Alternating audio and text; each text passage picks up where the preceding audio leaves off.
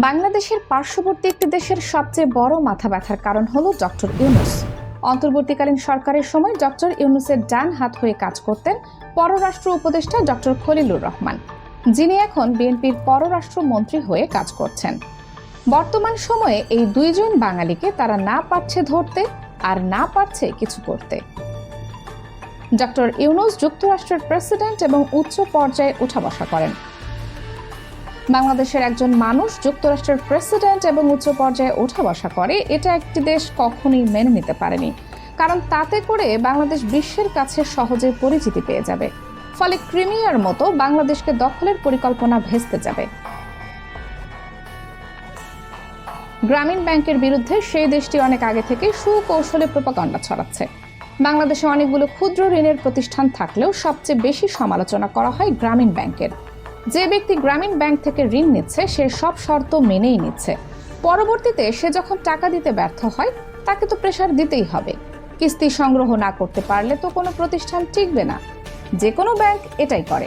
Credit কার্ডের 1 টাকাও কোনো ব্যাংক মাফ করে দেয় না।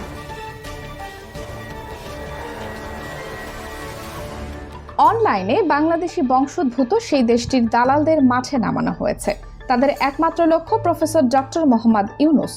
সাথে যোগ দিয়েছে বাংলাদেশের সরকারের কিছু মাথা মোটা বুদ্ধিজীবী। মার্কিন চুক্তি এবং হামের টিকা ইস্যু নিয়ে বিএনপির মিথ্যাচার তার প্রমাণ। তারা বলেন ডক্টর ইউনূস দেশ বিরোধী চুক্তি করেছে আমেরিকার সাথে, কিন্তু তারা এটা বোঝে না যে ডক্টর ইউনূসের করা চুক্তির ফলে আমেরিকা বাংলাদেশের উপর এত কম শুল্ক আরোপ করেছে, যার ফলে বাংলাদেশের গার্মেন্টস শিল্প এখনো শক্ত হয়ে দাঁড়িয়ে আছে। যে ক্ষমতা থেকে চলে যাবে তার চুক্তি করে লাভ কি? যে ক্ষমতায় আসবে তার চুক্তি করে লাভ আছে। ভারত ও আমেরিকার সাথে চুক্তি করে ক্ষমতায় এসেছেন, কিন্তু সব দোষ প্রফেসর ডক্টর মোহাম্মদ ইউনূসের ঘাড়ে চাপিয়ে দিচ্ছেন। বাংলাদেশের পার্শ্ববর্তী সেই দেশটির সাপোর্টাররাই ডক্টর ইউনূসের বিরুদ্ধে কথা বলে।